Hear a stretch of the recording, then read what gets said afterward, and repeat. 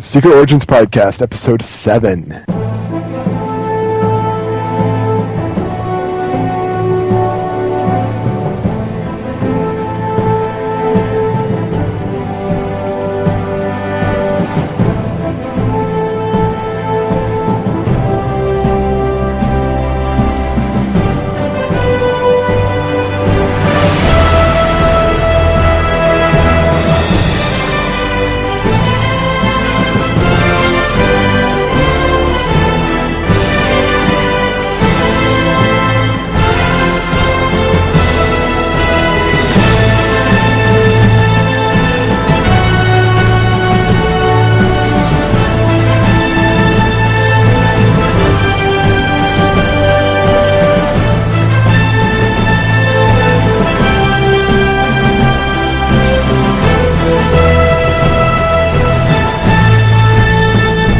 Hello and welcome to Episode 7 of the Secret Origins Podcast. I'm your host, DCAU, and joining me is the hacking, coughing Lupis Convoy.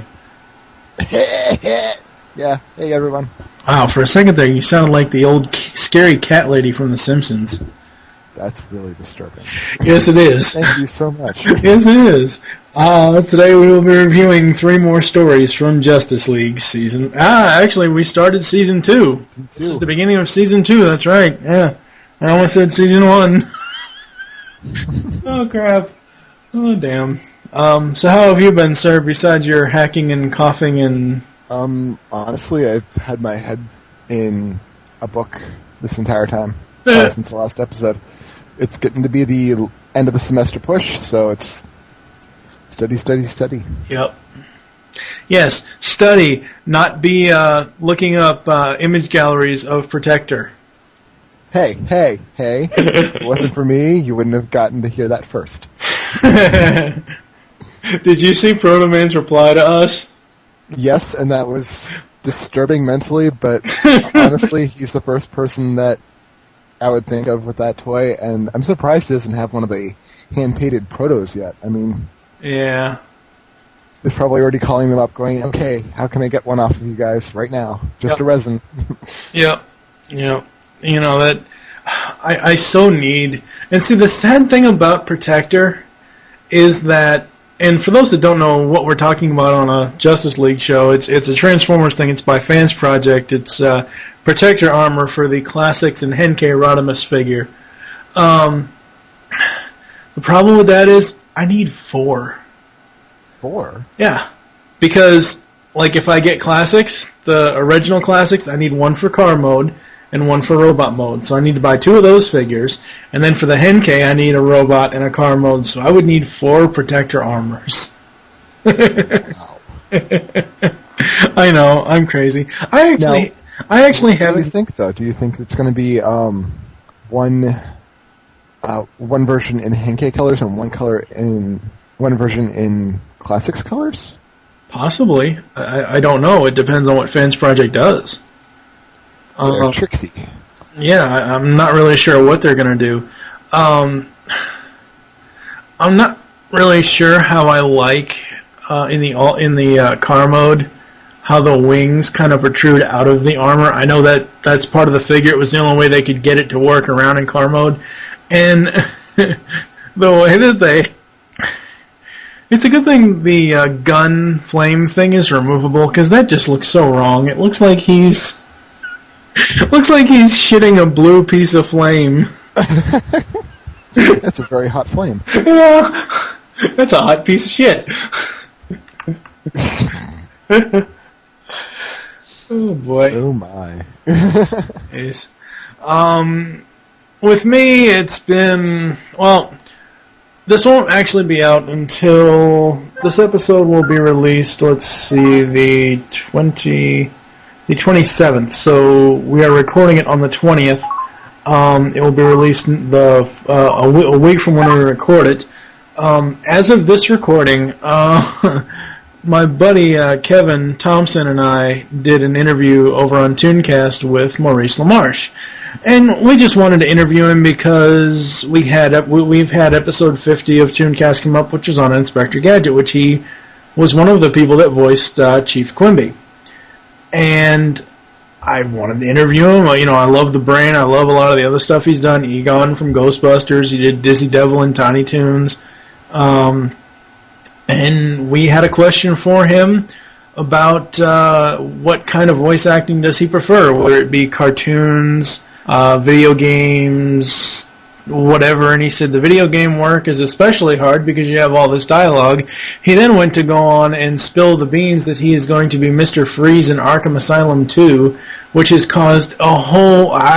Kevin and I did not know that little leak was going to be such a huge deal. It's been all over the internet today. And it's, we've since contacted Mr. LaMarche apologizing, and he's gone back and forth with us. So the issue is straightened out, but it's like one of those things where, wow, it's just everywhere. Are you still awake? I'm still here. Okay, I was going to say, what the hell? All right. I was letting you go on. I didn't want to interrupt because that's something very important. Yeah, no, I was done. What else? Oh, did you get your replacement? Because last episode we had talked about the fact that I got you the complete series set, but the fact that it was broken, came damaged. Did you get your replacement set? I sure as heck does. And did. Yeah, it does. English is not necessarily my first language, so my apologies. Well, you could be like Steve Megatron over on Beast Unleashed, episode 8. He did. He kept saying, "You know what you coulda did?" I said, "What's a coulda did?" It's a cousin of a katydid. So there's nothing wrong with the new version or the replacement. The only problem that I have is that the cases are mixed up. Yeah, that's the same problem I had. It's fine. Yeah, all you have to do is, remember I told you all you have to do is just open it up and move the... Switch the sheets? Yeah, switch the cover copies and switch the booklets. But, yeah, that's the way mine came, too. I don't know why it was like that. No idea. You're just lucky. Yeah. I'm trying to think. A little bit of podcasting news here for Secret Origins. When we get to episode 10, which I know it's 3 episodes away, but when we get to episode 10, I believe, the DVD set is wrong again, unfortunately, where it has Hereafter, Wildcards, and Comfort and Joy. On the set, it lists, and I think it airs them this way as well. I don't know. I'd have to double check. But it lists. Let's see. Where is it? Crap! I'm losing my mind over here. It lists. Hereafter, and then Comfort and Joy, and then Wild Cards before Starcrossed. That's not the case. It's supposed to be Hereafter, Wild Cards, then Comfort and Joy.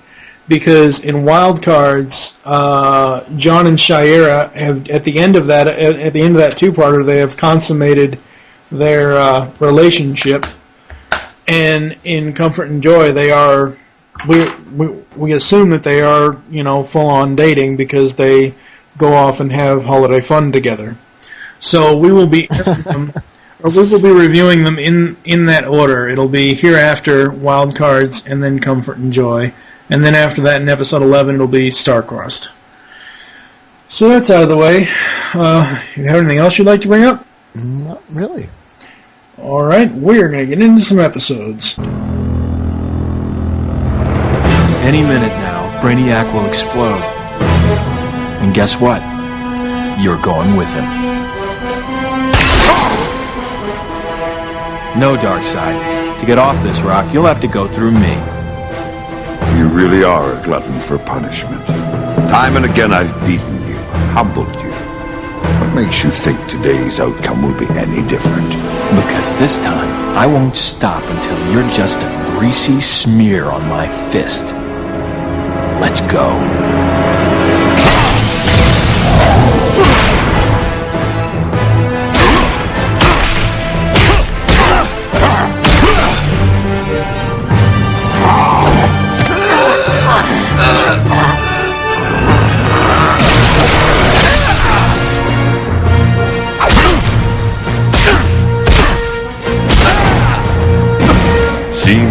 another lesson in humility, boy.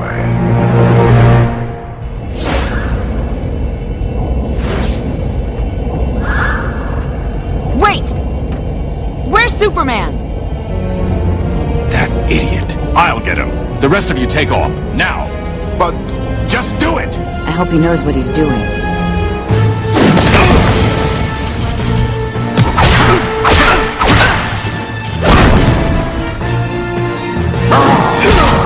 This is where you belong, Superman, under my heel.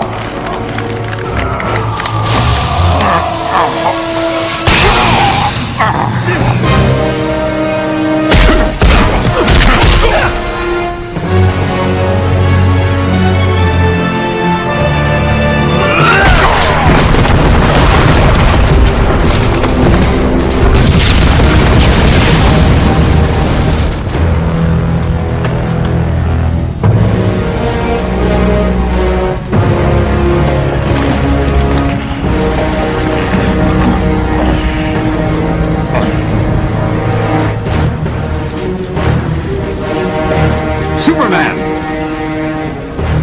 Go! I'm finishing this! Kent, don't be a fool. Get out of here! Now!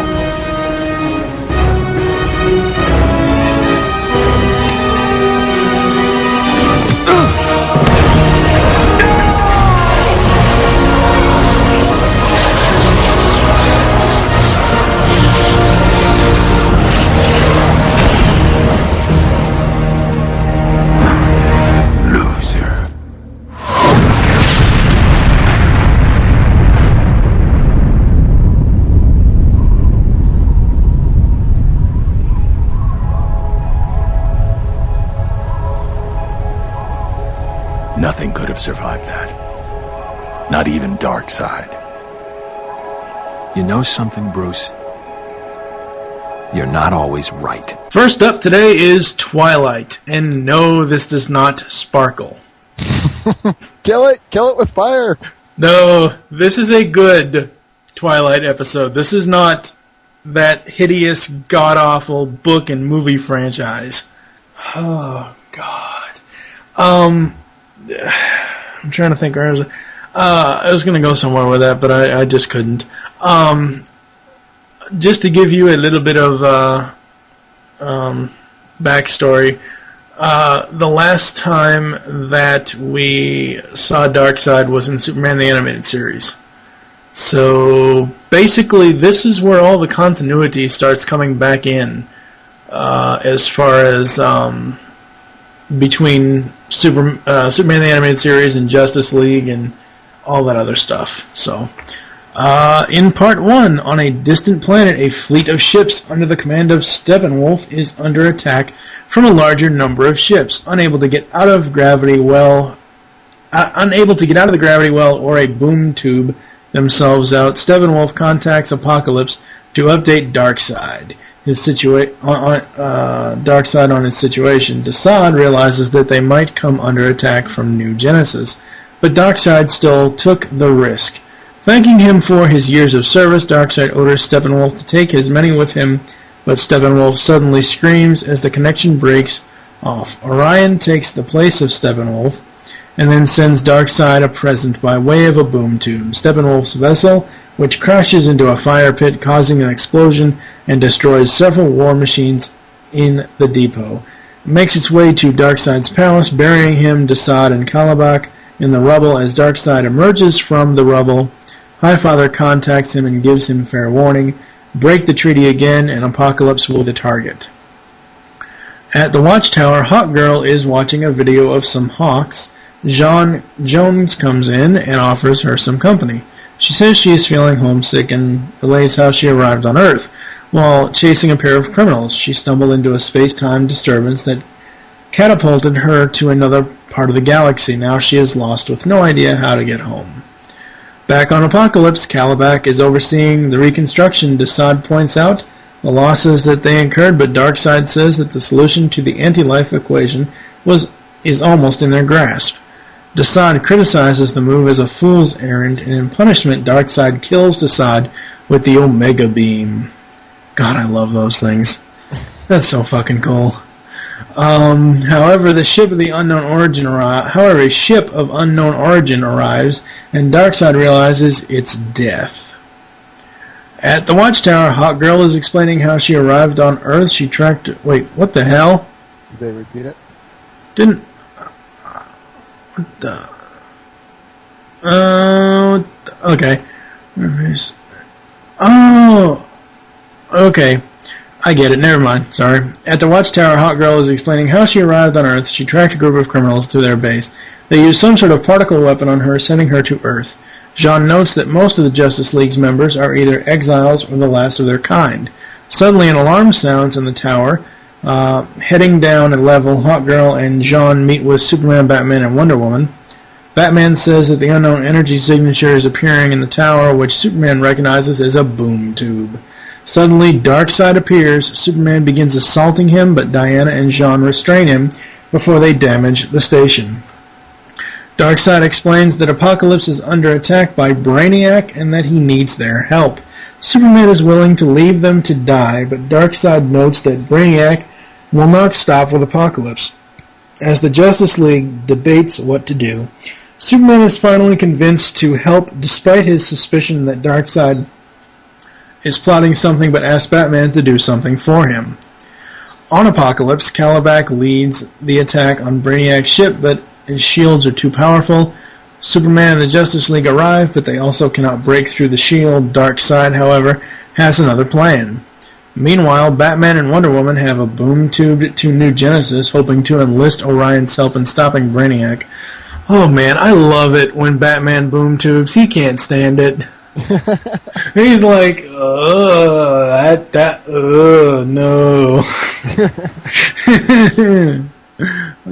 However, they are attacked by a massive predator. Wonder Woman is knocked unconscious, and Batman is nearly devoured when someone fires a buzz bomb into the creature's mouth, taking two heroes away. He introduces himself as Forager, a bug, one of the lower class of New Genesis. When they ask where to find Orion, Forager explains that all the gods live above them, both figuratively and literally, dwelling in a city far above the plains.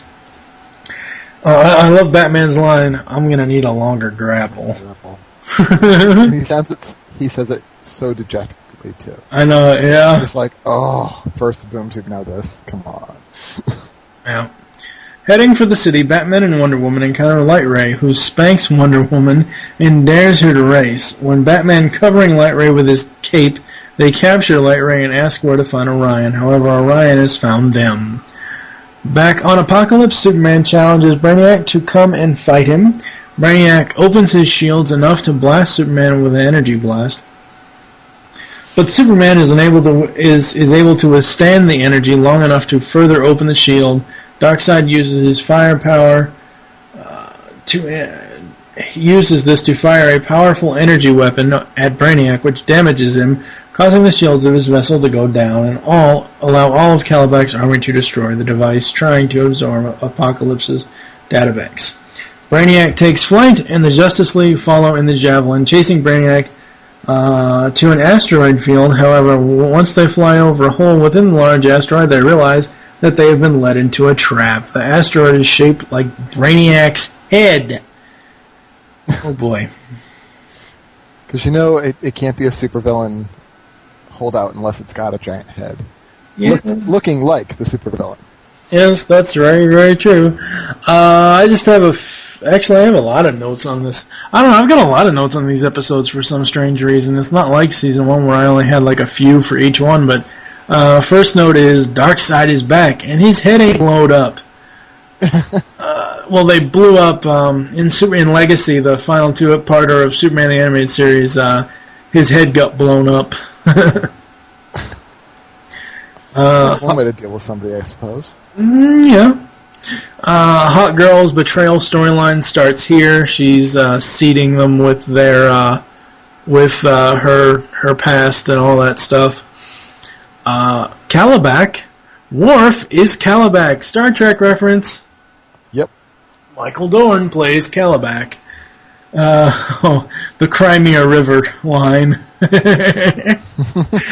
That was awesome. Just to see them not be in each other's faces. Yep. And Batman not backing down. Yep. Because we all know he's got insurance. Yes. And then I mentioned it a little bit earlier. Poor Batman. He don't like boom tomb travel. Nope. Batman has so many great one-liners in this. I'm gonna need a longer grapple. Actually, I listened to the commentary for part 2 of this, and Bruce, they openly admit that Batman has too many good one-liners in this two-parter. There's no such thing as Batman having too many good one-liners. I know, but still. Rob Paulson is Light Ray. I have no clue who that is. Rob Paulson, Wacko Warner from Animaniacs. Oh, okay. Raphael from Teenage Mutant Ninja Turtles. See, I know voice actors by their characters, not necessarily the... Okay. Fair enough. Hey, Batman's cape is actually useful. This was in reference to when they captured Light Ray. Well, at the same time, Batman's not stupid enough to be able to make it detachable. Oh, no, I know that, but still. Ron Perlman is Orion. Very cool. Darkseid fired his laser right through Superman's legs. Yeah, that... he must have been going, damn, I missed. Like, seriously, if he could just... I could see him being like, oh, secondary opportunity, make sure there's no more Kryptonians. Haha. Yeah. And the cliffhanger ends, obviously, with Brainiac's asteroid head. Oh. If they also mention in the commentary for part 2, they talk about ringing the bell. This whole season, season 1 they were, kind of pulling their punches and seeing what works, seeing what doesn't work. Here, they just don't pull any punches. They just went for it. And I love that. We don't have any more of wimpy Superman, thank God. It's just infinitely better. The animation, the backgrounds in this, like the backgrounds in Brainiac's head, just wow. Wow. What do you have to say? Oh God! Darkseid's an ass. The very beginning of the episode, I sat down, I popped it in, and I went, well, tonight on tonight's Justice League, space opera. Just the massive opening that we had. Yeah. That huge fight scene. Yeah. I thought that was really cool. What else? So Desaad is apparently made out of tissue paper. Now, I knew this wasn't going to be Hot Girl's origin. Mm-hmm. When she commented that Thanagar is so far out there that they haven't been contacted by the Green Lantern Corps. Yeah. That just made me go, oh, bullshit. Oh, Bucky! So I know that was just...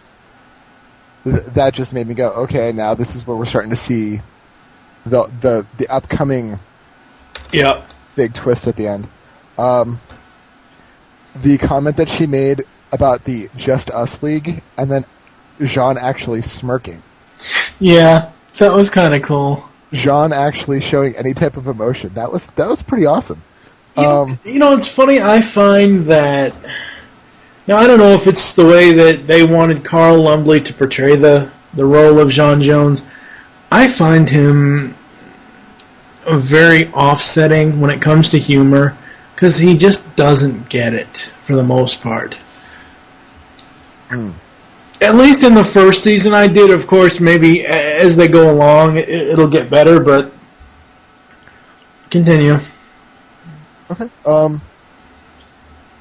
Let's see, I can't necessarily say that the tanks and weaponry are really effective. Well, not effective, but they're not really intimidating on Darkseid's planet.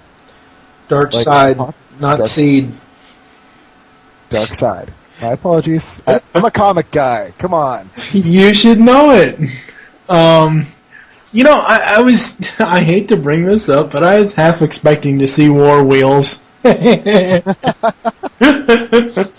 Oh God, I could see it. But really, like that those are some really crappy looking tanks, and even the flying missile turrets. Mm-hmm. It's like, really? You're going to put a little dragon head on that? That's really effective. And they didn't seem to be doing anything against Brainiac at the time. So I was like, wow, this is kind of pathetic. And the entire time I'm thinking, what's Darkseid's plan? Because he's always got a backup. And I'm kind of thinking, like, at the time, okay, maybe he's just setting it up so that when all is said and done, he's got all this technology from Brainiac kicking about, and he can just help himself to it. That was my thought about the whole situation in the beginning. So Darkseid shows up, right? Batman, Mr. Uber Prepared, has never seen energy outputs for a boom tube. Really? Well, alright. That's obviously a story thing, but... Well, see, the problem with it in this is because of the fact that, okay, if you really want to go DCAU timeline, BTAS, STAS, Justice League Unlimited, Batman Beyond. That would be the yearly timeline that the shows happened in. Obviously, that's not the timeline that they actually were aired in. Obviously, Batman Beyond came before Justice League. It's weird, you're right, but it also goes back to he eventually knows about them once you get to Batman Beyond. I don't think he was... Because I know Batman and Superman crossed over episodes a couple of times in the new Batman Adventures and Superman the Animated Series. I don't know if Batman was ever around when the boom tube part showed up. I'm not sure. I don't remember. But you could say that this was his first introduction to them. Probably. I don't know. Yeah.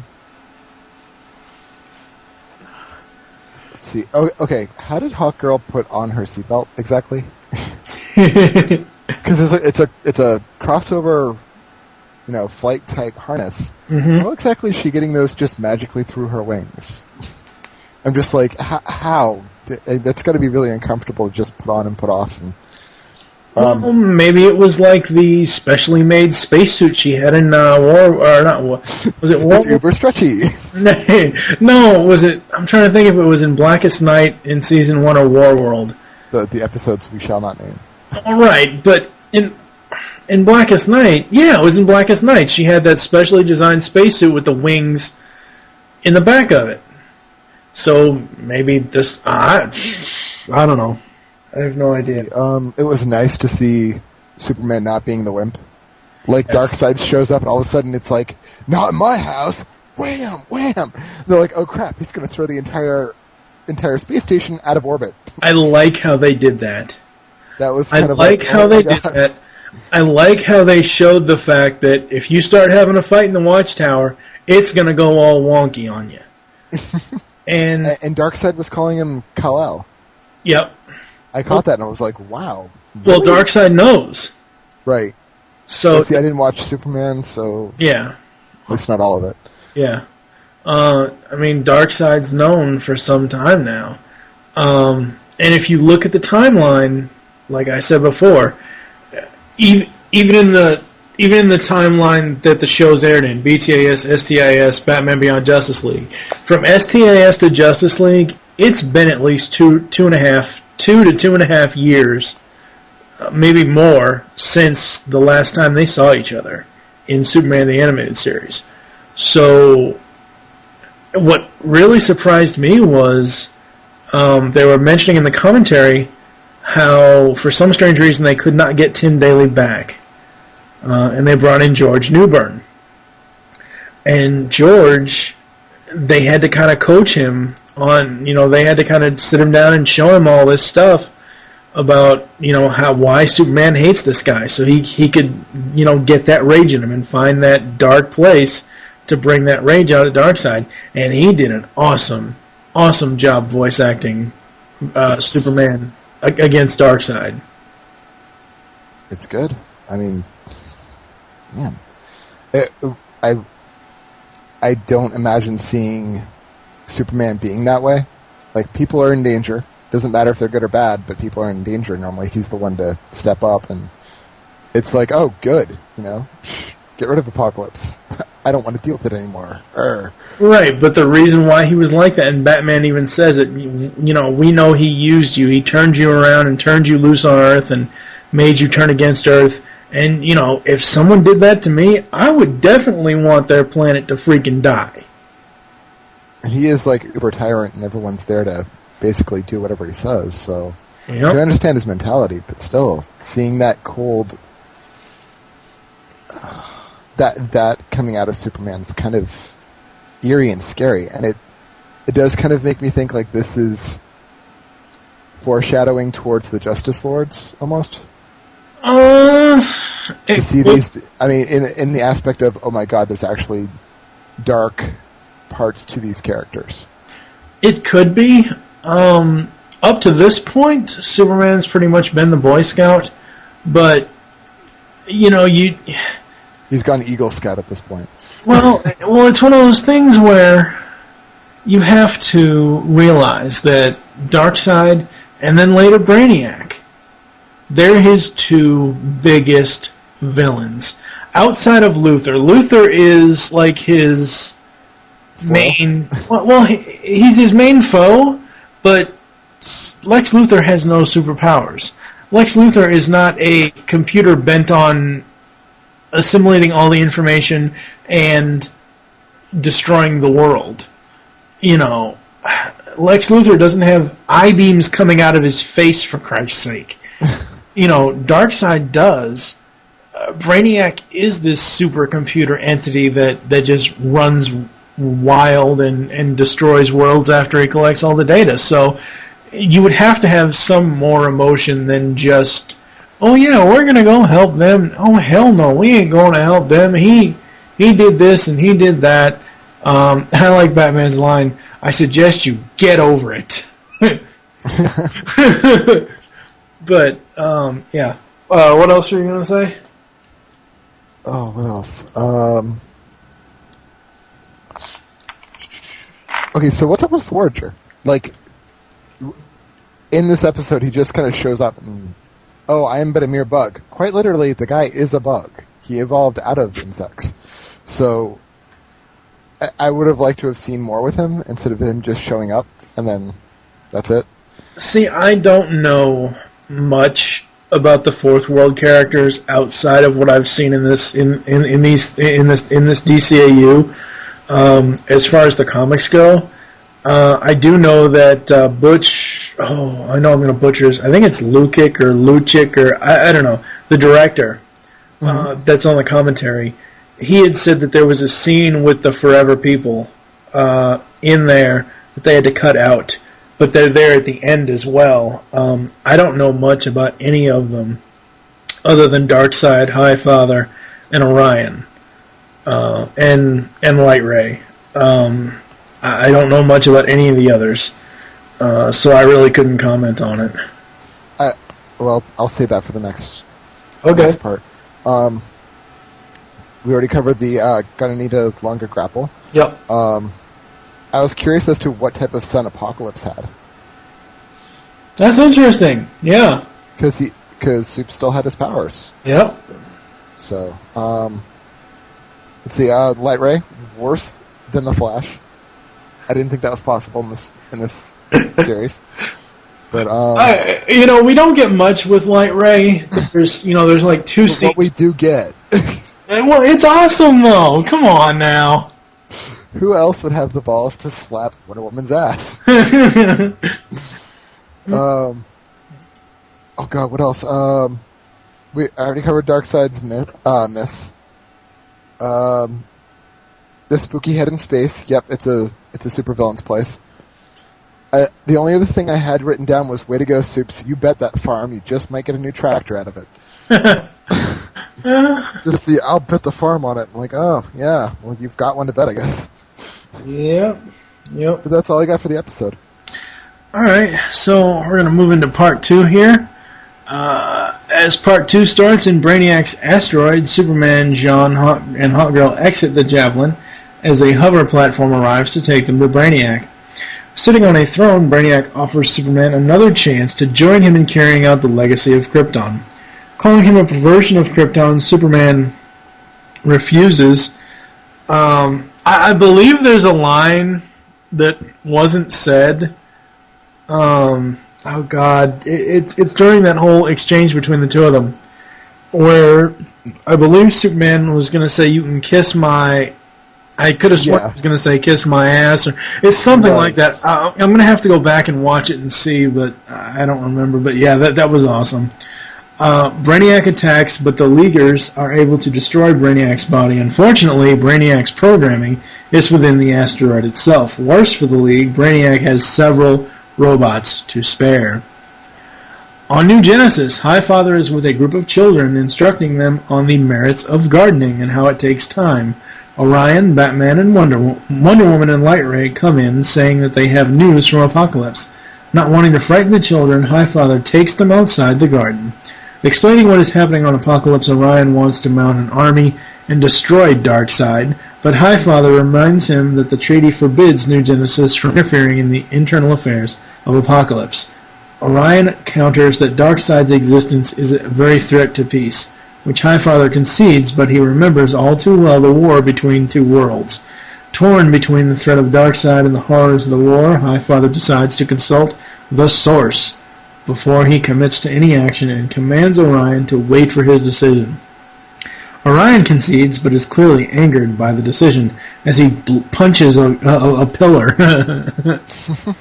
On Brainiac's asteroid, the Justice League is holding their own against the Brainiac robots when Darkseid arrives via boom tube and attacks the Justice League. Oh, Superman was right. Once they are defeated, Darkseid tells Brainiac he's kept his promise to deliver Superman into Brainiac's hands. On New Genesis, Wonder Woman asks about Forager and his people, but Orion dismisses them as unimportant bugs. Orion also reveals that he is planning to attack Darkseid regardless of Highfather's decision, and intends to do it now. As he flies through a boom tube, Batman and Wonder Woman follow. Oh man, I'm gonna have to go back. It's a good thing I don't edit these things before whatever. I'm gonna have to go back and see if I can cut it out. But as they go through the boom tube, Batman's like, the next time, you know, I try to put Superman in charge, just hit me real hard. Yep. That was an awesome. Yeah, I think there's too much music behind it though for me to grab it for it to sound good. On Brainiac's asteroid, Darkseid reminds Brainiac of their deal. In exchange for Superman, Apokolips will be spared. As they arrive on Brainiac's central computer core, Darkseid asks what Brainiac's intentions are for Superman. Brainiac reveals that he has reached the limits of his evolutionary line. To further evolve, he requires genetic material from the last Kryptonian alive. However, as Brainiac begins extracting DNA from Superman, Darkseid places his mother box on Brainiac's central control console, programming Brainiac to serve Darkseid. Brainiac is still aware of what is happening, but must now serve Darkseid. He instructs Brainiac to begin assimilating New Genesis. Back in the throne room, Hawkgirl and Jean awaken, realizing that Darkseid's betrayal. Searching the complex for Superman, Jean muses that there may be information on Thanagar in Brainiac's data tracks, and Hawkgirl says that they have no time. Yeah. Sure, Hawkgirl. You lying slut. But she's our lying slut. Yeah. In an asteroid field, Orion carries Batman and Wonder Woman with him, with Orion's mother box saying that Darkseid is here. Seeing Brainiac's asteroid, they head in. On New Genesis, Highfather's communion with the Source is interrupted by Darkseid's attack. As Light Ray arrives, Highfather orders the city to be evacuated. The entire population takes flight in escape pods down to the surface, but even as they escape, storms rage across their world from the surface. A horrified Forager looks on. That's the scene where the Forever People were originally supposed to be. At Brainiac's asteroid, Hawkgirl and Jean arrive in the central core, and Darkseid orders Brainiac to destroy them. Though he has no desire to help, Darkseid's programming forces Brainiac to release his drones and attack. Jean takes control of one of the drones, using it to destroy others. I love that. That's so awesome. Just phase your hand, reach in, and start controlling it.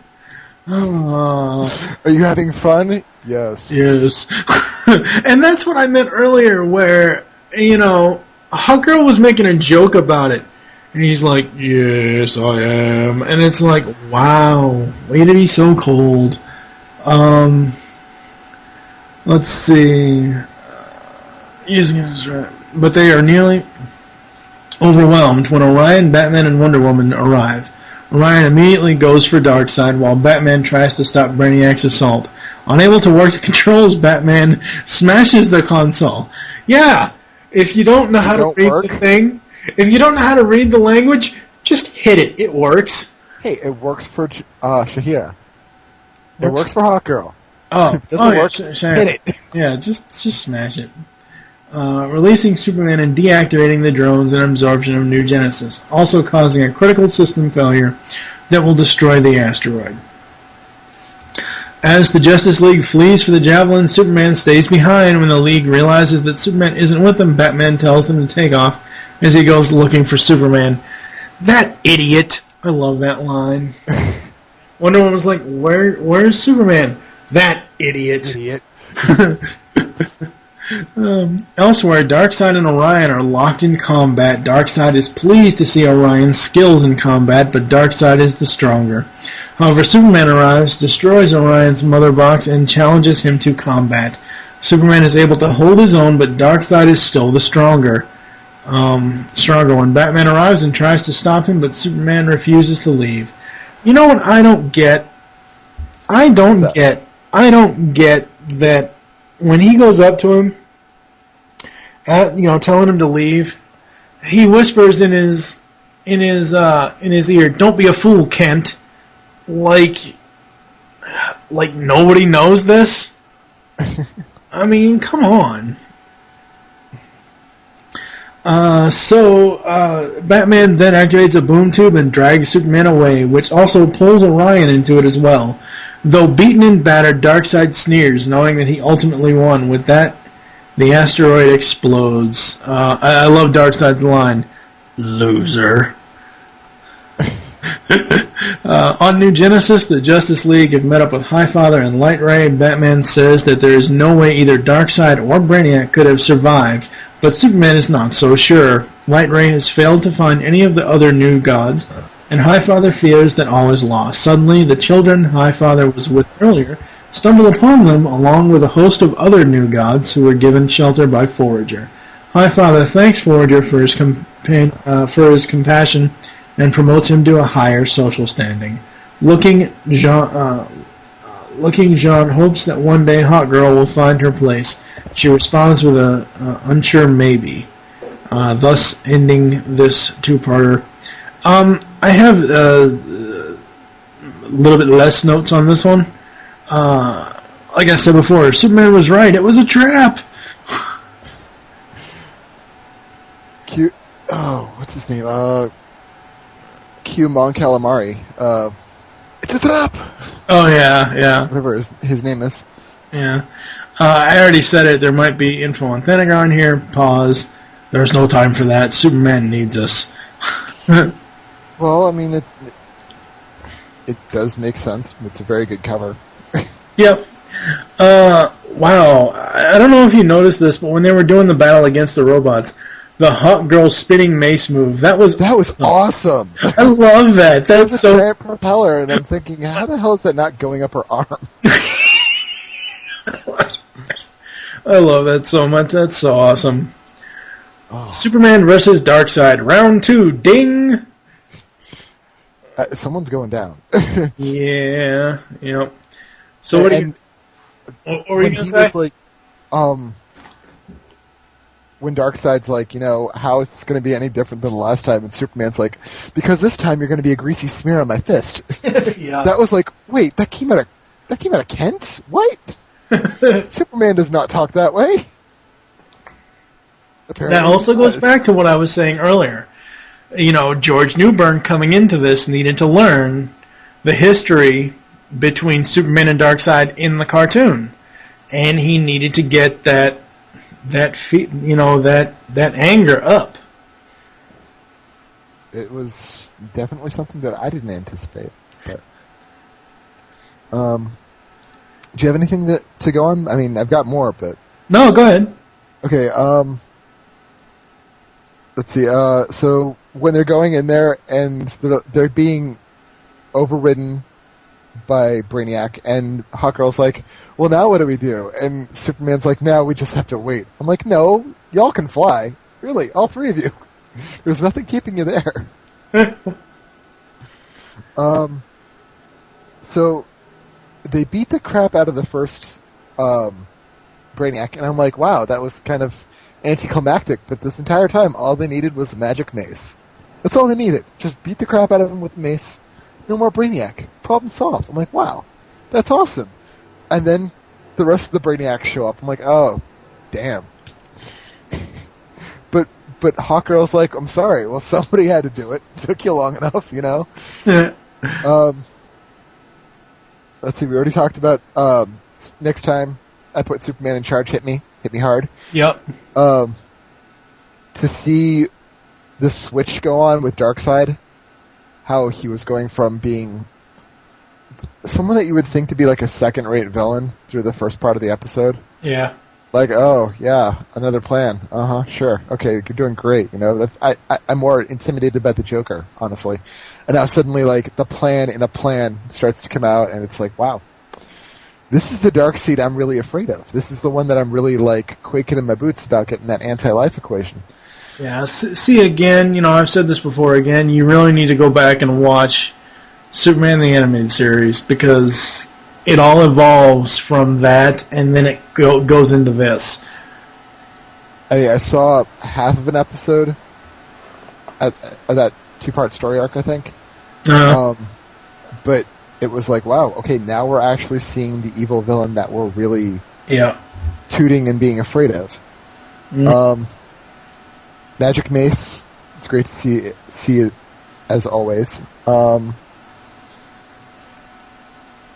Let's see. Okay, so Superman being a total dick, like tweaking out, shoving Batman, who dents into the wall, and I can only assume he breaks his arm at that point. If you're being shoved by Superman into a solid object, I'm pretty sure the solid object is going to crumple, but you are going to break as well. Yeah, probably.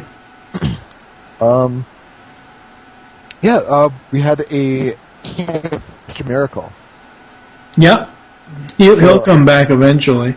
Yep, and the entire time that I was watching the New Gods, I was really concerned because they seem to have a very rigorous caste system. And it just seemed to be exemplified when we saw, you know, the whole, oh, they're higher above us, quite figuratively and literally. And the fact that they totally sneered down even Orion, it was really kind of disturbing. Like, these are the uber good guys in comparison, but it seems like they're just showing some of the same things that Darkseid does. Yep. God, what else do I have? It might have been on the prior part of the episode, but Orion with his little costume, where he has to turn to that little the harness and rig to fly around. He's got to have like the world's worst posture. Like, seriously, like he's hunched over this little thing, like I think that's all I've got, honestly. Most of it was just about how much of a dick Superman was being. Yeah, well, you know, and again, I'm coming from the point where I've seen the previous.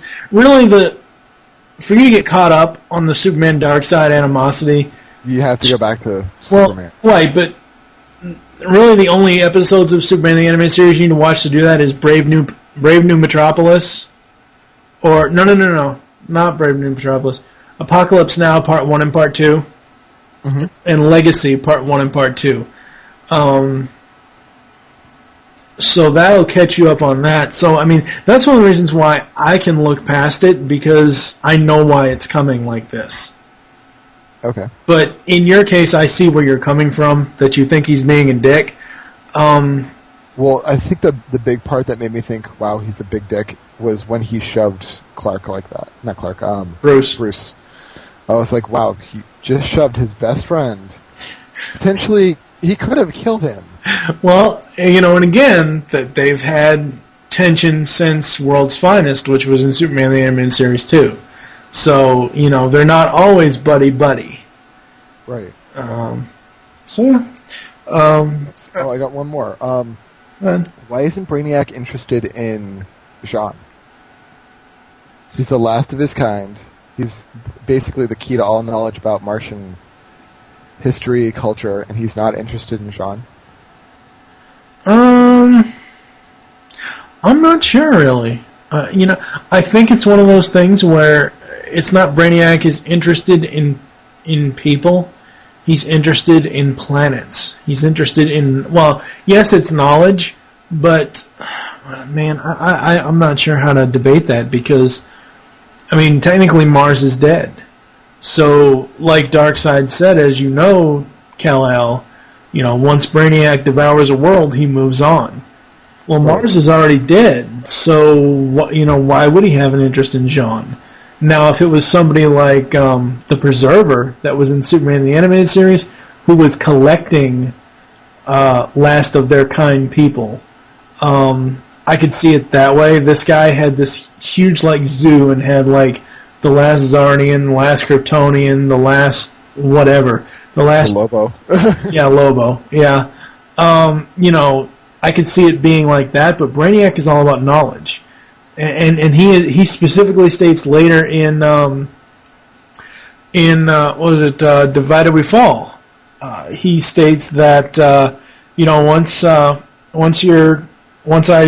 get the knowledge out of you and your bodies will be dead and I'll move on. So I'm not really sure why he didn't go after Jean in this. I think it's because they painted him more as this Kryptonian menace.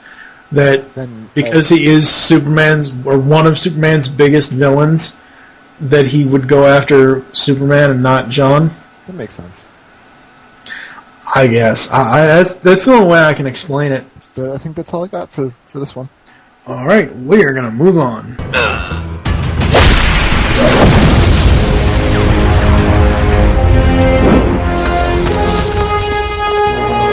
Stay back. I'll take it from here.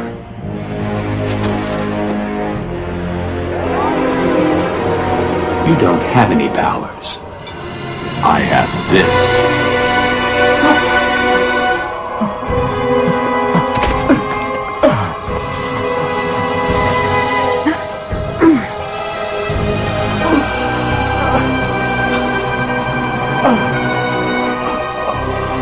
It's a package deal.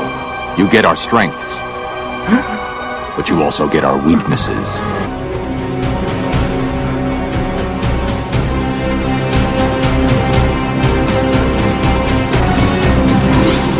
We are not your enemy.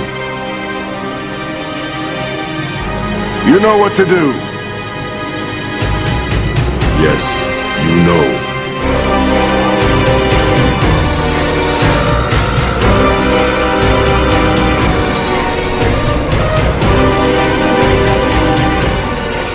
Nothing can stop you now. You have all their powers. Use them well.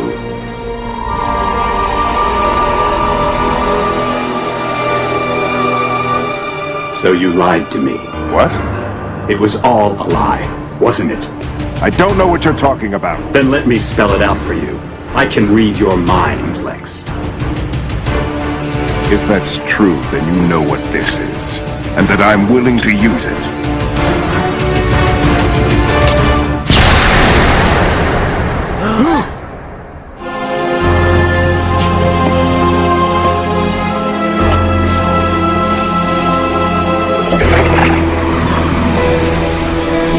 Now it's my turn.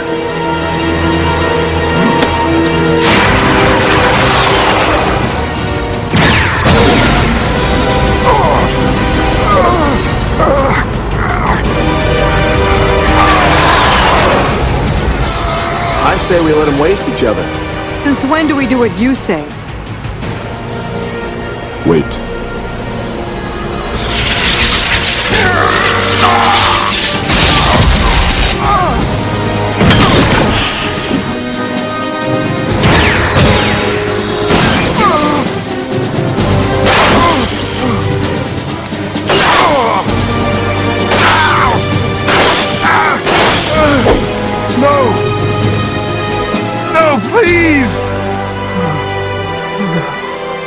So small. All of you. And so meaningless. There's nothing I want from you anymore. None of you has anything to offer me now.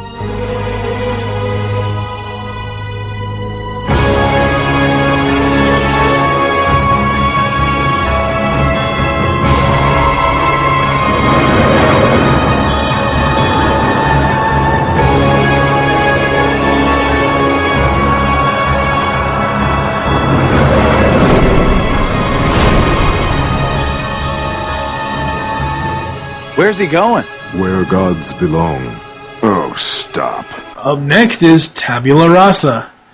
Now I need to note before I go into the plot for this, the DCAU wiki does not have plot synopsises for either parts of this two-parter. I don't know why. I'm not really sure if they were deleted or if somebody just didn't do them. So I had to get these from elsewhere, so they're not going to be as long as usual. Lex Luthor fights Hawkgirl and Superman when his armor is damaged and he comes to LexCorp looking for Professor Ivo, but finds his former assistant, Mercy Graves, in charge. He goes to Ivo's manor and finds him dead along with an android who can duplicate anything by visually scanning it. Lex gives the android a sob story about how the League are evil, and if they get a hold of Lex, they'll kill him just like the android's creator. Jean tries to locate Luthor telepathically, and is overwhelmed by the petty, evil minds of all the humans he inadvertently scans as well. Jean begins to question why he should help protect them, and flees to the forest. The android first steals power source for Lex's damaged suit, running into Hawkgirl and defeating her by adapting her wings and power mace. He then sets out to defeat the entire League, and Hawkgirl, Wonder Woman, Flash, and Green Lantern are quickly defeated. Superman and Batman are advised to remain away, but when the others are defeated, Superman tries to blind the android and defeat it. The plan fails, and Superman is down as the android closes in on him. Dun dun dun! It's in stereo. Now, the good thing about where I got these the synopsises from TV.com. It actually gives you a little bit of info on Amazo the android and Mercy Graves. So Amazo, in the comic books, the power-adapting android is known as Amazo, is a long-standing opponent of the Justice League. First introduced in Brave and the Bold number 30, Amazo was created by Professor Ivo as a plan to steal the JLR's powers and obtain immortality. Ivo lived, unlike in this story, and later mutated into a reptilian-looking immortal creature. Amazo has wandered in and out of comics for many years, and in the comics he has typically had to be programmed with superpowers by his creator. Only in most recent appearances has he displayed the ability to adapt powers. But the fact that Superman tried to sit out the battle to avoid powering up Amazo further is similar to the concept behind JLA number 27, third series. When Amazo gets more powerful, the more Justice Leaguers he fights. The idea of Amazo getting cosmic power is similar to plotline in Justice League number 111, although it was a villain named Libra who turned cosmic by taking on the powers of the universe, and Amazo returned in the next issue 112 as a way to help the League recover their stolen powers. This is his first appearance in the WB animated universe. And then for Mercy, Mercy Graves was previously Luthor's chauffeur and bodyguard in Superman the Animated Series, and has been running LexCorp in Luthor's absence and no longer cares about him. She was not part of the comic book mythos originally, but has been introduced in the comics since her appearance in the various animated series. She possesses only human abilities, but is a skilled martial artist and driver. This is her first appearance on Justice League. Am I correct in... I might be off on this. Maybe someone correct me, but in the comics, after this came out, I think there was Mercy and there was another character named Hope, who was also one of his personal bodyguards. That was pretty much a counterpoint to Mercy. I'm not sure. Because I think Hope was blonde, and it looked exactly the same like Mercy. Well, Mercy has brown hair in this. I don't know what she's got in the comics. I just thought it was interesting that they put that on the as notes on the thing. Some of my notes here, just a few. Yet again, Superman and Hawkgirl are teamed up. Eek! A very large robot. That's in reference to Amazo. Poor Jean, a psychic sweep of the whole city. Yikes. I don't... What? In reference to that? Yeah? Hasn't he done scanning of like an entire planet before? In this cartoon, I do not think so, but... I thought he was like scanning for some people before. Like, he was looking for Batman. No, he was shielding him. No, there was another episode where, Injustice for All, maybe? Where Lex hired all the villains and had him in that stasis field so Jean couldn't find him, but Jean was trying to scan the entire city for him. I don't think it's ever said that. I'd have to go back and watch it, but I don't think it's ever said that. I think it's just that in that episode, Lex thought ahead, put Batman in the stasis field, and as soon as Batman sprayed the water on the thing, Batman contacted John. I don't know, it's just one of those things where you just don't know. The morphing hen gimmick was very creepy. That was. It was like watching Aliens. Yeah. Amazo, when he takes on Hawkgirl's powers, he also takes on her voice. That was kind of creepy. No, that was creepy is when... Oh, wait. I'm not sure if it's in part 1 or part 2. He picks up the habits of the Flash. I think it's in part 2. Part 2? Yeah. Yeah, but I know what you're saying. 3 more here. Ooh, super fast lantern bullets. That was awesome. That was. It wasn't just like little bullets. It was like a whole barrage. Yeah, that was awesome. I love that. Did you see? I know you don't. I know you check Twitter very periodically and not like often enough. But did you ever see the picture I linked to you on Twitter a while ago? It was one of Superman and the Batmobile on stakeout with Batman, a cup of Joe, and yes, that was awesome. It's kind of cool yet strange because you don't think of that Superman. they're just normal guys drinking coffee. Yeah, but you don't think of Superman as sitting in the Batmobile drinking coffee. At the end of the episode, the animation model on Superman seems kind of flawed. After Amazo knocks him into the construction site, the S, it looks like it's off model. Maybe it's just that it's blurry in the image, but it's not like... I don't know. I don't know. Maybe they were going for like an homage to Super Friends or something. I don't know, but it looked weird to me. I didn't catch it. That's the last note I have for this part. What have I got? I liked how Mercy was totally like up in Lex's face. Until he grabbed her by the throat. Yeah, but she was like, you know what? You left. I had to deal with this, and I was just your chauffeur. I was the one that pulled this out of, she goes on and on and on, like, yep. She doesn't have a business degree, but she was doing all this, and I was like, wow, you go, girl. We got to see Martian Jean back, which we haven't seen in a while, like his original form. Yeah. I was a little curious about Amazo copying Owen Tech. I was like, really? He copied like the most advanced technology in the world, just like that. I'll run with it. Okay. Wait, copied what? When he copied the ring. Oh, okay. Okay. When he copied the Owen. Okay. He copied like OS technology. I'm like, really? That's a stretch. I mean, I'm sure I could come up with a solution for like, he just replicated like the concept. Well, that's the point. I mean, it's not actually stealing the ring's powers, but they even say that he copies. It's a duplication program. It's an adaptation. Exactly. I figured that would be like one thing that would be a little bit too advanced for him to adapt, but that's just splitting hairs and me being a geek. Okay, so Jean's flying, overloaded with the amount of telepathic information coming into his head, and he lands in a church, and I just I want to scream, "Sanctuary! Sanctuary!"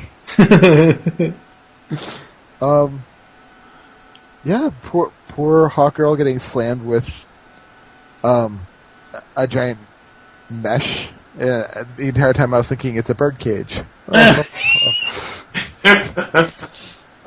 then the Hera help us alert, Hera gives strength. I'm like, and the whole Hera help us. Oh, well, she better because nobody else will. And I'm like, yeah, well, she showed up. I'm pretty sure Amazo would copy her too. God. Well, I like Wonder Woman's line when he's like, or when she is like, Hera, I knew it. Hera, give me strength. And she's like, Amazo copies her. And he starts pulling back on her. She turns to hug her and she goes, "You didn't tell me the thing was strong as me. It wasn't like that before." Oh, jeez. You got anything?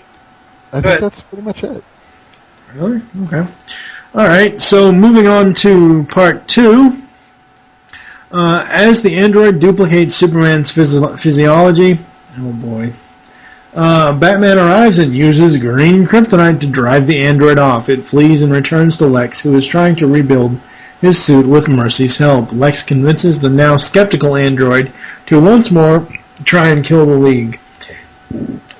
Excuse me. In the rematch, Amazo adapts and overcomes his kryptonite weakness.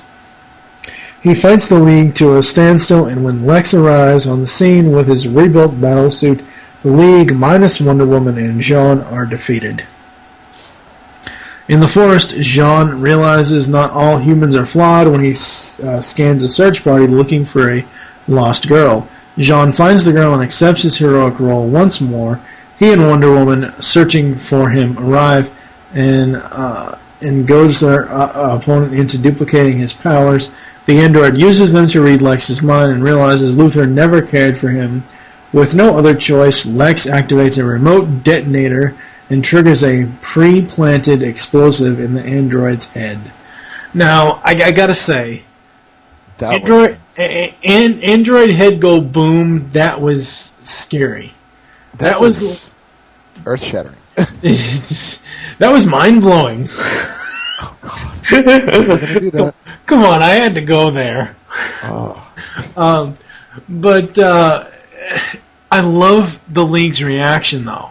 They're like, "What did you do?" And of course, it fails to destroy the creature. However, it takes Lex's suit apart and then adapts the powers of the cosmos into parts, leaving a worried League. I love how he rips Lex off, because there's one point where Lex is pretty much almost all the way naked except for his boxer shorts. And the little tatters of his chest piece. Yep.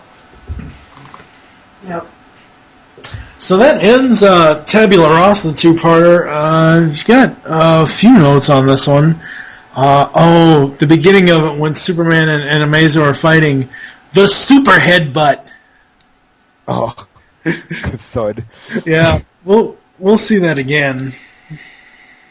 2 characters get major plot development in this 2-parter, Mercy and Jean.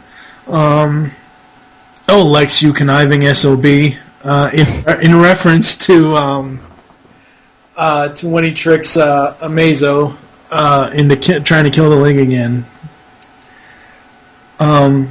When Batman uses the kryptonite on Amazo the second time, the BTAS theme slightly plays. I thought that was really, really cool. Kryptonite fastball to the chest. Ouch! And then, oh God, poof! Like it was just dust.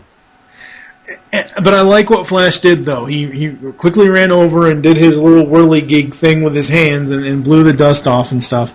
And then Flash hitting Amazo with the mace. That's funny. Ding, ding, ding, ding, ding, ding, ding. Yep. Not doing much. Mercy, bad girl. When she hangs up on Lex at the end. Yep. I believe, this is my final note, I believe that we never see Mercy Graves again in this universe. I believe. Now we know why. I don't remember if she ever comes back. I don't think she does. So what do you got for this one? Let's see. I like the compactable armor. It explains how he can just walk around with that, and nobody really, how he moves that armor from place to place. It kind of reminds me of a low-tech version of Iron Man. Yeah. Let's see, the kryptonite insurance. And do you always carry that around with you? I couldn't help but think, wow, if he's not careful, he's going to be just like Lex. And it does explain why he never has kids. Yeah, he doesn't have kids in the most physical way, but Terry and Matthew McGinnis are his children. True, but I meant like... We don't actually ever see him, boom chicka boom boom. Yeah. Yeah. It's not popping him out. Lex, horrible actor. You mean the character or the voice actor? The character. Okay, thank God, because Clancy Brown is awesome as Lex Luthor. I agree, but I mean the character itself is just like, oh, ugh. Yeah. The Flash makes a horrible search and rescue operation. He's gone through the house, he's pulled everything out, but he didn't see the guy in the bed. Like, really?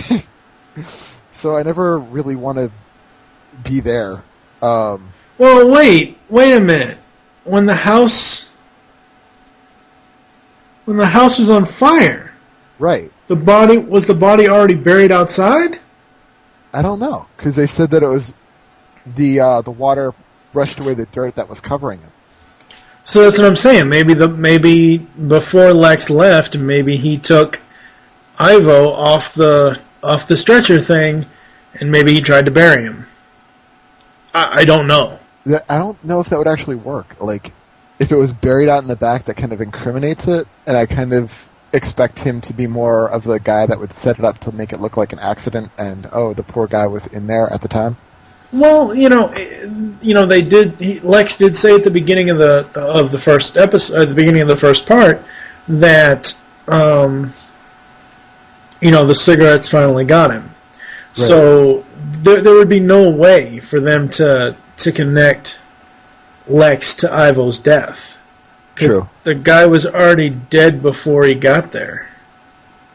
And who knows how long the guy had been dead. Because... at that point, they're living in... I guess it would make sense if they buried him, because you wouldn't want to be in a building with a dead body. Yeah, no. Let's see, it was nice to see Mercy's evolution as a character. Yep. Mind you, I didn't have that much experience, but to see her finally stand up to Lex and be like, okay, yeah, I'm not dealing with you anymore. Mm-hmm. For her to basically stand up over that, to deal with that whole attachment with him, and then to break that. Yep. I thought that was awesome. What else? Amaze is a little jaded. I'd hate to see him combine with Brainiac. That would just be scary. Well, he didn't combine with Brainiac. No, he doesn't. But I mean, if that were to happen story-wise, that'd be really, really eerie. No. Oh, thank God that never happened. And then Jean with the little kid basically being like, "Don't be afraid. I am a flying giant green alien." Ooh. One of the things about Jean, you mentioned earlier, this is the first time we see him revert to his true Martian form since, I believe, Night of Shadows.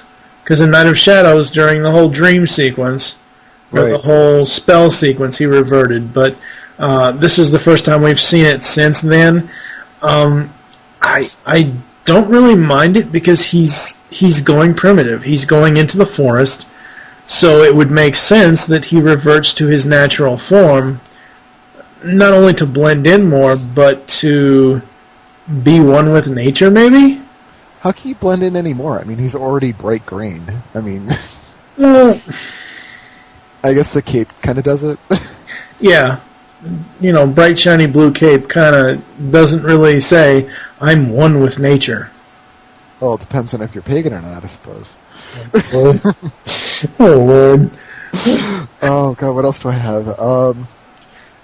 Just a shock over Lex blowing Amaze's head off. Jean being basically Uncle Ben. Oh, you have all our powers. You do well with them. So apparently, not only is he green, but he's also part cricket, and we can call him Jiminy now. Jiminy Jean Jones. We had the basic, why do I bother to do this? Humanity is so horrible story arc. It was kind of nice to see it wrapped up pretty decently, but, that's pretty much all I got. Okay, we will be moving on now. Give me a triple. Now. Adrenaline rush wearing off? Good. The doctor will see you now. Sorry, I'm gonna have to cancel that appointment. Hungry are you, thirsty? Come to Jones, Dine at Jones.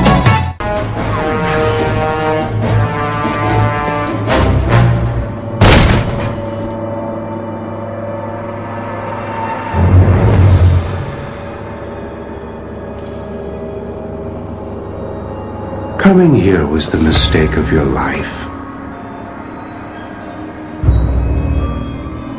See, the closer I am to someone, the stronger I get. I'll be able to go into your brain, even if you're wide awake. My brain's not a nice place to be.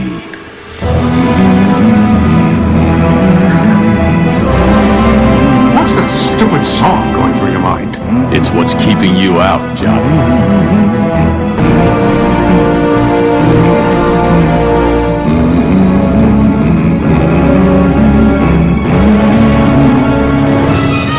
And finally today we have Only a Dream, Part 1. So we have John D., who has a grandiose dream in which he single-handedly defeats the entire Justice League with an enormous robot. He snaps out of the dream and returns to reality. He is a convict in Stryker's prison penitentiary. He has been volunteering as a guinea pig for experiments with the Materia Opticon, a device that gives its subject extrasensory perception. He is eager to try an increased dose, but the scientist says that it would be dangerous. D is told that he has been turned down for parole. More bad news comes when his wife, Penny, says that she is leaving him for another man. His chance comes when a prison riot breaks out and several dangerous inmates escape. During the riot, he breaks into the laboratory and turns on the Materia Opticon to maximum. After the riot is quelled, D is found in the lab in a catatonic state. The League springs into action and recaptures the escapees of Solomon Grundy, Copperhead, Volcana, Firefly, and Luminous. Okay, stop. I love how they capture Copperhead. That was awesome.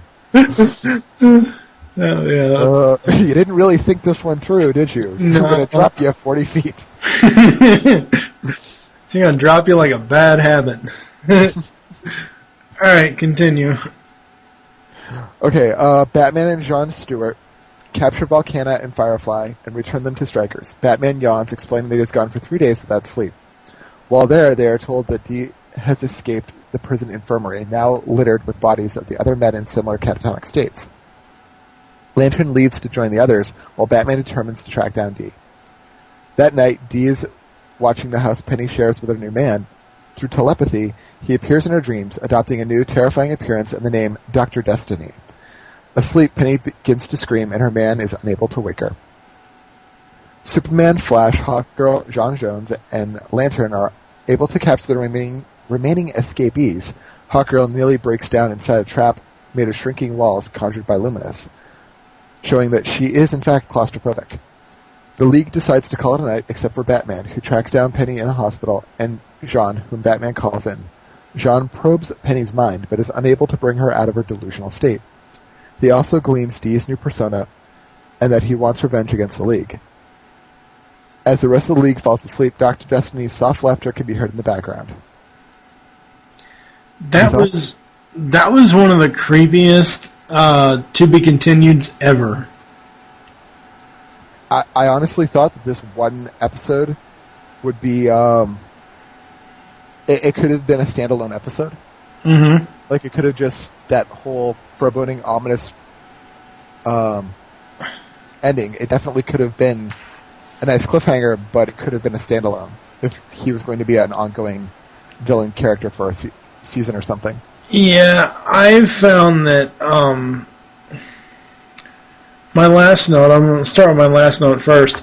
This had to be the shortest 22 minutes in cartoon history. This episode went so fast. It did, but it was paced really well. It was paced well, but it's like, wait, that's it? First note was GL scooping up an officer. Is this the first time we've seen his constructs be used? I'm not sure. I think it is. It's definitely like something beyond just a shield, a small platform. Mm. I felt sorry for D afterwards. You know, everything that he was working towards is I felt sorry for him in the beginning. Afterwards, not so much. Yeah. They cuffed Copperhead's tail. Really? Well, you don't want that thing flying around. Yeah, that's true. The skin peeling / falling off Dee's face was creepy. Creepy as hell. And afterwards, I was like, wow, it's Skeletor. Yeah, exactly.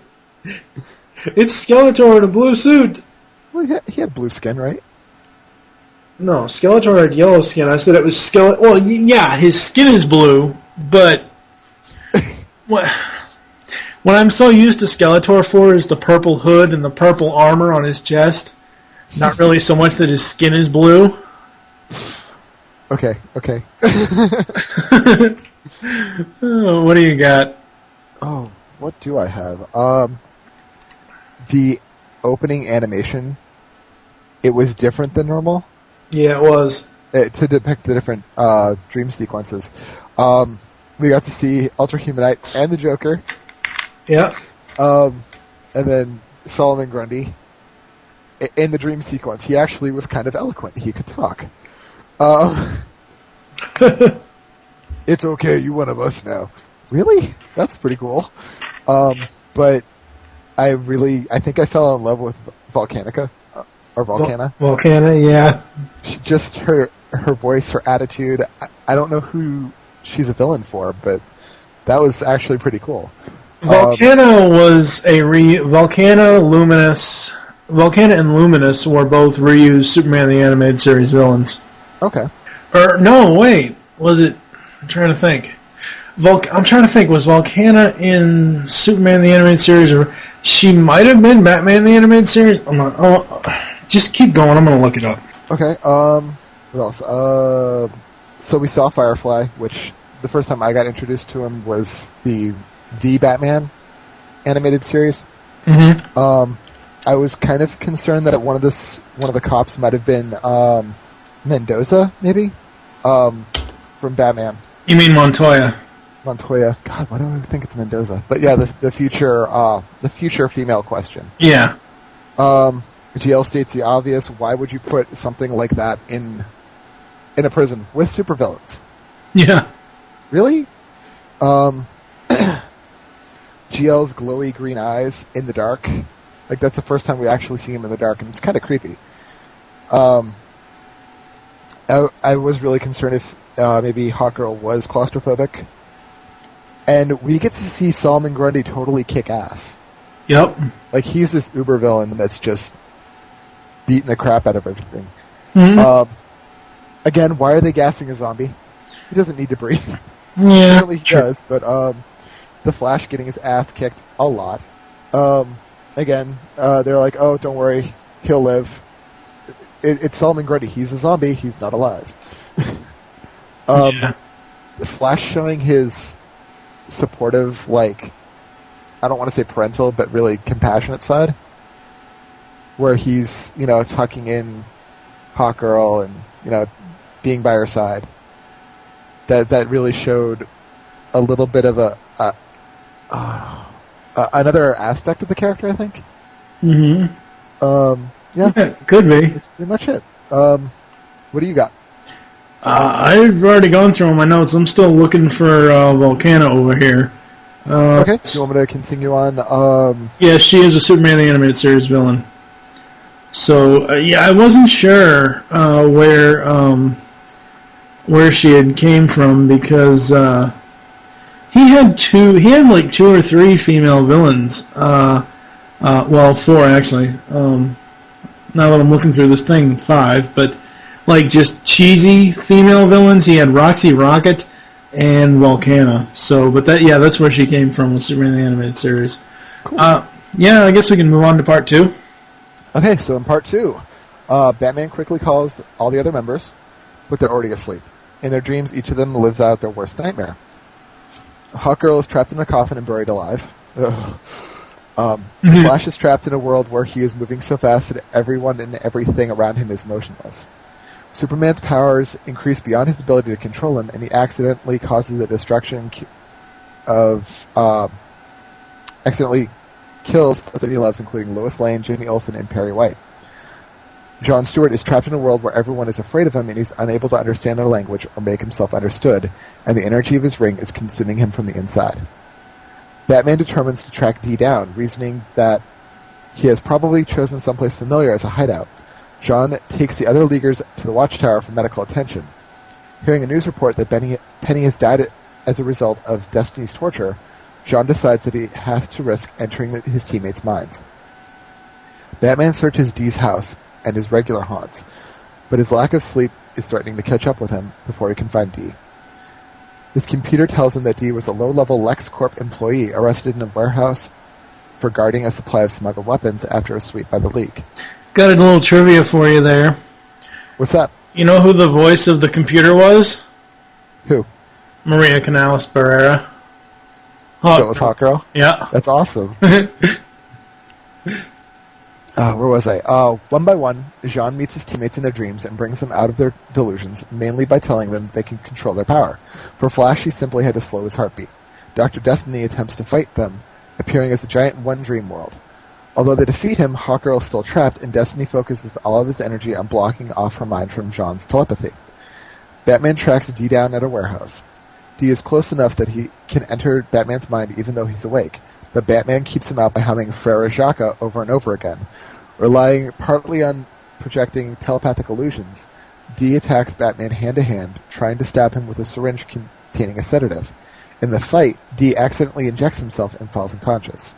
Hawkgirl awakens to see the rest of the League gathered around her smiling, except for Batman, who is snoring in a nearby chair. Aww. Dee lies in the infirmary at Stryker's, catatonic humming Frere Jacques over and over again. You know, again, I'm not entirely sure how these 2 episodes add up to an hour, or even like 47 minutes total, because again, it seemed like it went by way too fast. It was really fast-paced, but it was paced good. Give me a triple. Oh, I think we found the quote. And then, I have exactly 4 notes, and I've just given you 2 of them. Batman humming, and he also says, "My mind's not a nice place to be." I would have liked to have seen him actually try to go into Batman's mind. You know, they mentioned that on World's Finest Podcast, or they might have mentioned it over in their forum post on about this episode. I think we get that later on. Oh, yeah. In the JLU episode, for the Man Who Has Everything, with when Mongol returns with that plant, the Black what the hell? Black Mercy? Yeah, the Black Mercy. We enter Batman's mind. Of course, it's anyway, the humming was awesome. And then, even though we heard the original song in the car as a car commercial, yeah, and it was just horrible. Oh god, he's like, what's that? What are you doing? What are you doing? Why are you playing that? It's to keep you out. And then Batman, like you said, finally sleeps. Yep, and he looks so cute and innocent when he's sleeping. Aww. Who knew that it would be a sociopath underneath that cowl? Aww. You know, it's funny. I'll have to send you the link, but over on Earth2.net, their main podcast, Earth2.net, the show, Michael David Sims, who does World's Finest Podcast with James Doe, he went to C2E2, the Chicago Entertainment Expo or whatever it was this past weekend, and he recorded a Kevin Conroy panel. Cool. And yeah, it's just a very, very awesome listen. Yeah, it's just very, very cool. You know, this is probably so far, I mean, I know we just started Season 2, but this is probably, out of all of them, my least favorite. Really? Yeah, so far. I mean, it's got a lot of good one-liners, but it doesn't really, I don't know. It's a pretty minor villain, but... Yeah. See, what have I got? The Flash animation in the beginning, when he's watching the TV of himself, it was like, wow, that's a bigger chin than Sentinel. For those who don't get that, Sentinel Prime from Transformers Animated, big chin. Big chin with a big old screw in the center. Don't start. What? It's his most endearing quality. I just wanted Optimus to just chop that chin right off. Just slice it right in half. When Flash couldn't stop or was going too fast, at first I was thinking of, oh my god, someone gave him too many mochachinos. Yeah. Now, I do have to bring something up about that. I'm sorry to interrupt you. I do have to bring something up about that. This is the first time we see him do this, about slowing his heartbeat. It will come back in a better world. And silence. Yes. It's supposed to say something, damn it. I haven't gotten to that point yet now, have I? At least I think I haven't. Dun dun dun. What else? Okay, so the look on Bruce's face when Jean's like, I can't, he's too strong.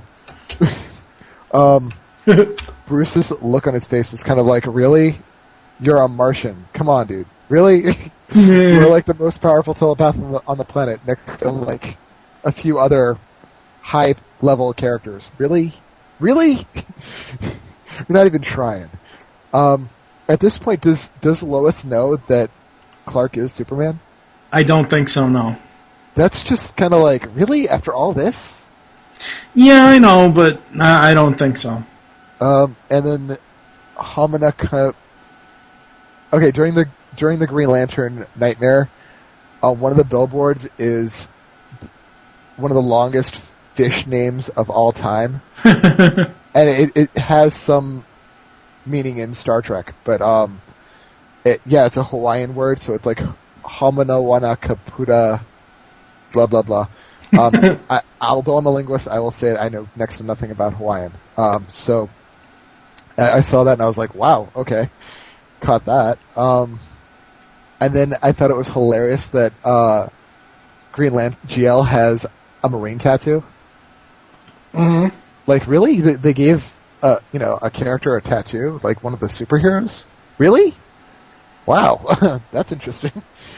The Superman Nightmare where he's all deformed, kills his little buddy, which I cheered for. I hate that character. Oh, come on! I hate Turtle Boy. I'm sorry. I hate him so much. You hate Jimmy? I hate Jimmy. Really? Hate Jimmy with a passion. Wow. He was a pointless character in my opinion. But, wow. Yeah. What the hell is wrong with you? You like fucking Guy Gardner, but you don't like Jimmy Olsen? Hey. Guy Gardner rocks. He doesn't have some sonic little watch. Hey, come on now. And he doesn't dress up like a Ninja Turtle. That's all I'm saying. Jimmy didn't. When did he dress up like a Ninja Turtle? In the comics, he actually was going around. Well, see, I only know Jimmy from TV and movies and cartoons. I don't know him from comics. So. Oh no, he tried going around in a turtle suit, which he was actually a star of a live action turtle show. So he stole the costume and was going around for a while. But yeah, I hate that character. drives me nuts. But when he picked him up and crushed him, that filled me with glee. But then when I saw Superman, he looks exactly like the Play School Super Friends toy. Like, all deformed, like, Rescue Heroes-esque. I'm like, wow, that's where they got the character design for the toy. Okay. The Green Lantern going into the Lantern and totally, like, decimating it and taking it into himself, that was awesome. Yeah, that was.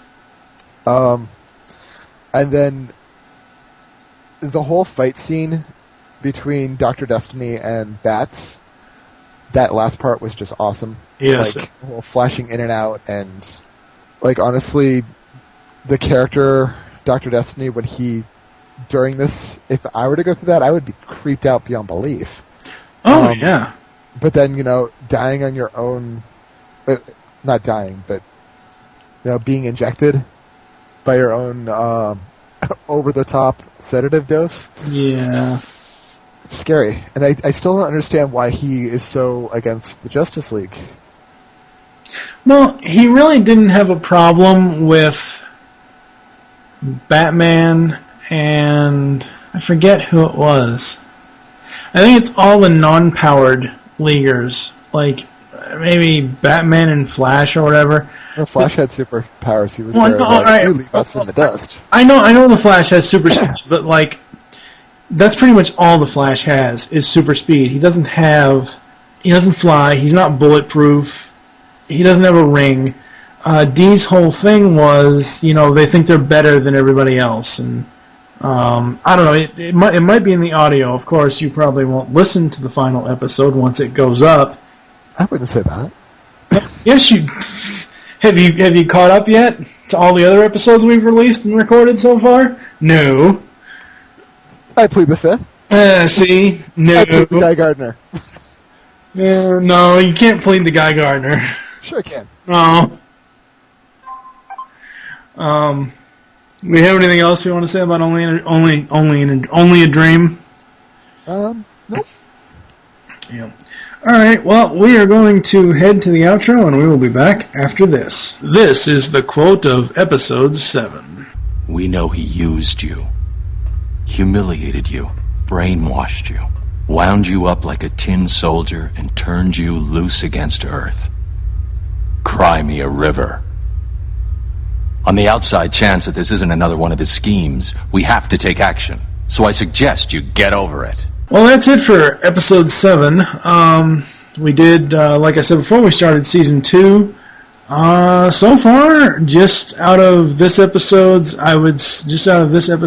that we covered in this one, Twilight and Tabula Rasa are the best out of the 3 stories. Only a Dream has a lot of good, like, one-liners and points and stuff, especially from Batman and all that stuff, but the overall story is kind of lacking, I thought. It's basically just a revenge story eventually. It's kind of stupid. Do you have any final thoughts on the 3 episodes that we talked about today? I'm not. Unlike you, I really did like Only a Dream. It was insanely fast, but I think that's it was really enjoyable. Yeah. That's one of the reasons why I didn't like it. Like I said, I like a lot of the Batman one-liners. Him humming is awesome. But the overall story, I just, meh.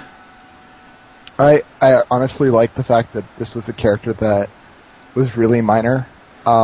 This guy might have thought he was just doing his job for Lex as a security agent. Yeah. Or private security, so to see him descend into this type of madness to become a supervillain, and the superheroes originally not taking him seriously. Yeah. But yeah, I really did like this one. All right. A little bit more than some parts of Twilight. What? I think, yeah. But a lot more than Tabula Rasa. You like this a lot more than Tabula Rasa, really? Yeah, because it just seemed that the whole issue with Jean and, why am I doing this? It seemed really blasé to me. Maybe it's because I see a lot of episodes of TV shows like that. A lot of stories, at least. Yeah, I can see that point, but, Tabula Rasa had the point of, this is the first time since the League got together that they find out that Batman has kryptonite. And of course, we already know that from watching, well, at least I, but, we already know that he has, ways of dispatching his teammates if need be. Yep, but that wasn't really brought out other than that one. Well, right. One thing of kryptonite. Like, I figured he would be the one person to be like, okay, I can take him out with this, and this, and just lay him out. Yeah. But the kryptonite actually worked because it obviously made the android really scared. He was, like, shaking in his boots. But it didn't explain, there was no, like, nervousness over that. Like, oh, what's this? I don't understand what's going on. Yeah. All right. It's still not as bad as Warworld. Oh, God. Nothing is as bad as Warworld. Twilight? No. The other Twilight? No, shut up. We're not, no. No. This is not sparkly. You can throw some glitter on it. No glitter for you. Thank you for joining us here on the Secret Origins podcast. There are several ways to get in contact with us or leave feedback for the show. Visit the website, geekcastradio.com. Join the forums, PredaconEmpire.com/Nexus. Leave the show feedback in iTunes. Please do this. Follow the show on Twitter. We have Secret Origins is the show Twitter. Mine is TFG1Mike. What is your Twitter? Caminiti Style. CAMINITISTYLE. MOUSE. Guy Gardner. Oh, Mickey Mouse. Become a fan on Facebook. Search Geekcast Radio Network. Call the voicemail line. Tell us the show you're leaving a message for and your name. 502-526-5821. We hope you enjoyed this episode of the Secret Origins podcast. Wish you will join us next time when we will be reviewing 2 more stories from Justice League Season 2. Those being Maid of Honor and Hearts and Minds. For now, I am TFG1Mike with Lupis Convoy. Thank you for listening. Until next time.